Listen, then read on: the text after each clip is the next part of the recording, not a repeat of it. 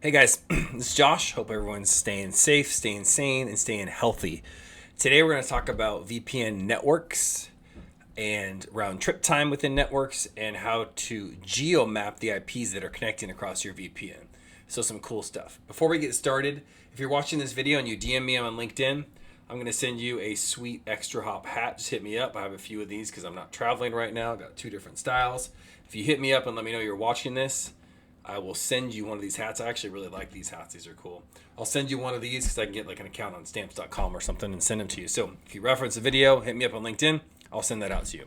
Okay, so let's get started. So you're in ExtraHop. You create your VPN client's device group. You can watch the previous videos to understand how to create a VPN client device group, how to build a dashboard. On this one, we're going to get into the VPN client's device group, and we're going to start troubleshooting. We're going to start looking at how are things performing on my VPN. So I've got all my VPN IPs. I've got them grouped up. As IPs pop in, it's going to go into this group. I'm going to click on network here. And we're going to kind of explore the network page of this. Now, typically I don't go super deep into this, but with VPNs, this is pretty important stuff. A couple of things we want to see here. You're going to understand the average throughput of what you're going on. This is lab data here, so this is not a lot of data. But is the packet rate up to snuff to what your VPN can handle? You have VPN concentrator, do you have license? It has a certain packet threshold. You're going to look that up and make sure that you're not, trending towards that. Fragmentation in VPNs can be wonky.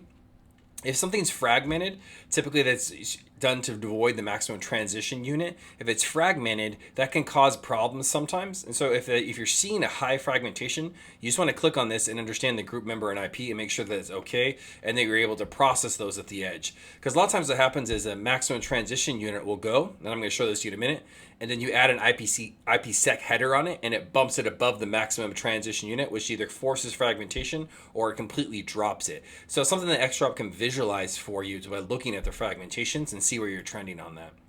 You don't want a lot of multicast on a VPN, so you want to look and see, am I seeing multicast or broadcast, kind of a hygiene, and then here's the groups associated with that.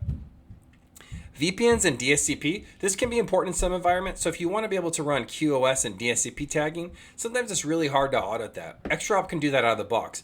What are my VPN clients, VPN servers, depending on the device group you're looking at? What is the DSCP tagging that I'm seeing as they hit my network? I want those guys to get the highest priority as they're accessing internal applications like SharePoint, financial applications, and other things. So I'm going to make sure that they get the right DSCP tag. And you can click on these and get the group member, the individual laptop or device that's connecting, and make sure that they're at the right DSCP tagging. So as you weather the storm, one of the things you can do is ensure that the QoS is where you want it to be, and then validate it as you see in ExtraHop. Frame sizing can be very important. This is going back to where I said maximum transition unit. Depending on how your VPN set up, it can have a maximum transition unit of 1513, 1518 bytes. It really depends. So if you exceed that by using something like jumbo frames, it's going to drop those. If you add an IPsec header on top of a 1513 or 1518 frame and it goes above the MTU of your VPN concentrator or the edge switch, it could potentially drop that. What we do is just visualize as ExtraHop sees it, as it comes into your core, as we get the feed, what are the frame sizes that we see? So this allows you to validate and see, hey, are you running the right frame sizes that you see as you're moving back and forth? Is there any kind of strange irregularities here? The frame types allow you to understand, hey, is there a bunch of IPv6 frames, STP frames, ARP frames happening on VPN? Something to kind of clean it up. We pay a tax for everything we send across the VPN through licensing, through connecting, through really expensive connections a lot of the times. So we want to make sure that it's what we expect it to be. If I'm an IPv4 shop, I want it to be IPv4 frames, IPv6, etc. I don't want to see a bunch of STP or ARPs across this unnecessarily. You can also look and see what type of protocols are being leveraged. Am I seeing TCP, UDP, the right type of things? Am I over leveraging ICMP?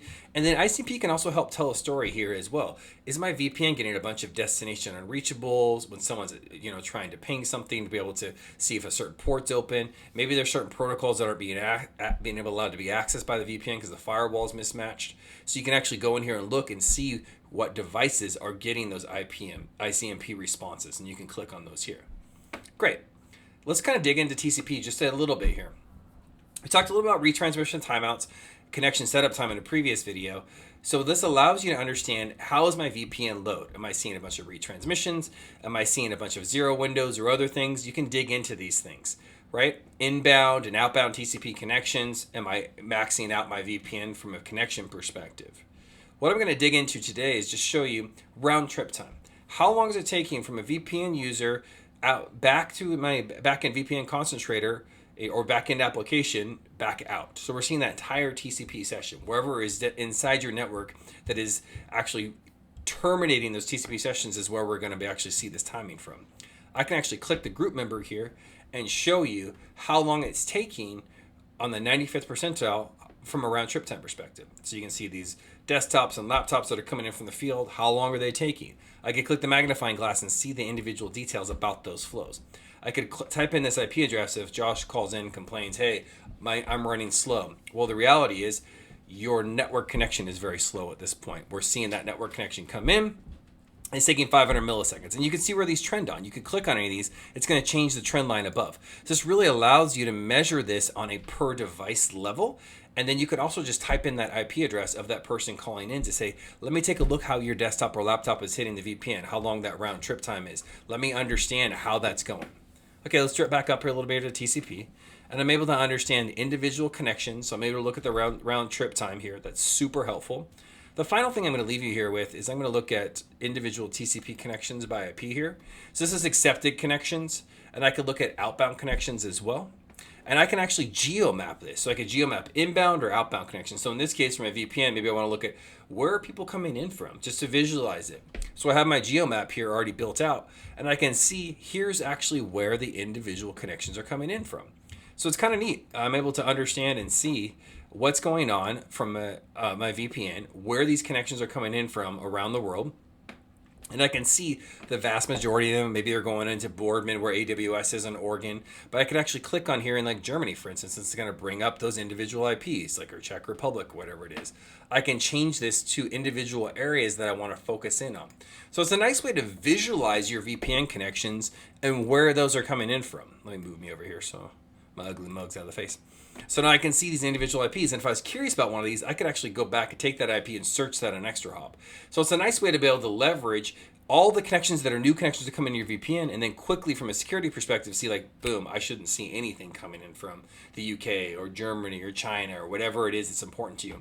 And we always have those overlays of threat feed connections and detections in our RevealX product as well.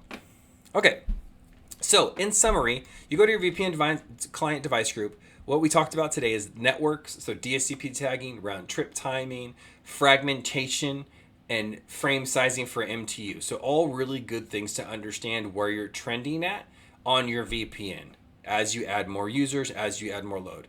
From a TCP perspective, you can use geomaps from accepted or connected to see where IPs are coming in from. And then we talked about round trip time, a vital statistic to understand how long is it taking for people when they connect to the VPN to access applications in the back end. Are you trending in the right direction or the wrong direction as you add load? As you make a change, look at the changes in ExtraHop. Are you trending where you want to be, or are you trending not the way you want to be? So it's really nice to be able to validate those behaviors within ExtraHop. Thanks for your time, guys.